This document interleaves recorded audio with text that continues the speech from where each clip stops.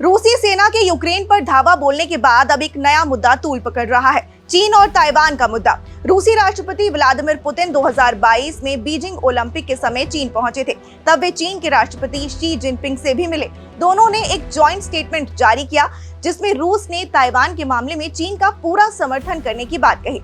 अब communist party of चीन यानी सीसीपी के सेंसरशिप निर्देशों को गलती से चीनी मीडिया ने सोशल मीडिया पर जाहिर कर दिया है और इसमें ताइवान पर कब्जे की मंशा का भी जिक्र है। आज की भास्कर इन डेप्थ में बात चीन और ताइवान की। सबसे पहले समझते हैं कि चीन और रूस दोनों के साथ आने की वजह क्या है। वही कहावत है ना कि दुश्मन का दुश्मन आपका दोस्त होता है। बस शी जिनपिंग और व्लादिमीर पुतिन के साथ आने की एक वजह ये भी है, रूस और चीन दोनों ही देशों की विदेश नीति यूरोप और अमेरिका के खिलाफ है। इसलिए यूक्रेन के मामले में रूस की मदद कर चीन यूरोप में अमेरिका की स्थिति को कमजोर करना चाहता है। इसके अलावा रूस अपने कुल एक्सपोर्ट का 14.3% सामान चीन में बेचता है। यही वजह है कि रूस के लिए चीन का साथ जरूरी है। अब चीन और ताइवान की लड़ाई का इतिहास भी जान लेते हैं। इसकी शुरुआत हुई साल 1949 में। इसके पहले दोनों देश एक ही थे, पर लड़ाई दो पार्टियों के बीच थी, एक कम्युनिस्ट पार्टी और दूसरी नेशनलिस्ट पार्टी।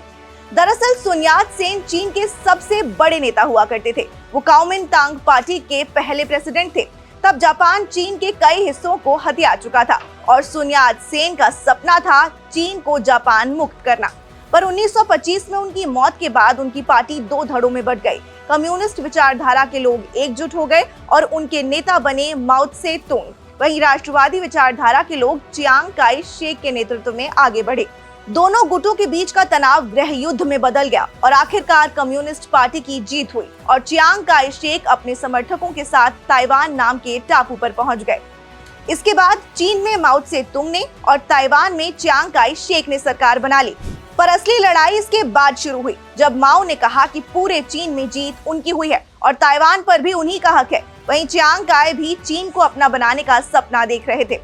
इसी वजह से ताइवान ने अपना ऑफिशियल नाम रिपब्लिक ऑफ चाइना रखा है, जबकि अभी के चीन का नाम पीपल्स रिपब्लिक ऑफ चाइना है। 1950 के बाद से ही चीन ताइवान को वापस अपने साथ मिलाना चाहता है। चीन के लिए ताइवान के खास होने की कई बड़ी वजह हैं। हांगकांग और वियतनाम के बाद अब चीन की विस्तारवादी नीति में अगला टारगेट ताइवान ही है।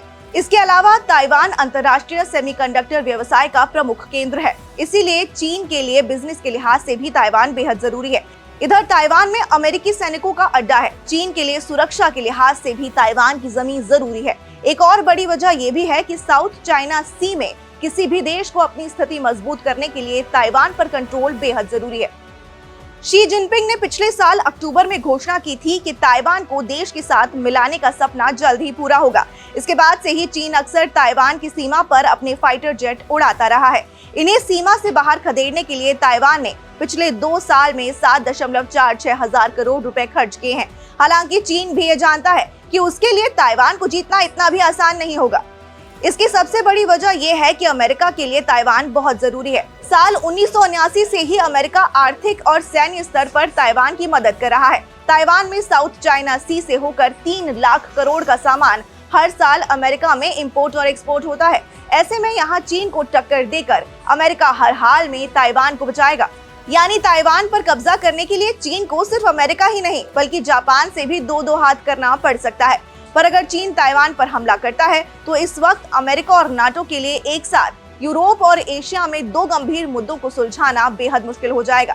आज की इन डेप्थ स्टोरी में इतना ही। जरूरी खबरों के लिए जुड़े रहिए दैनिक भास्कर ऐप के साथ। शेयर और डाउनलोड करें दैनिक भास्कर ऐप।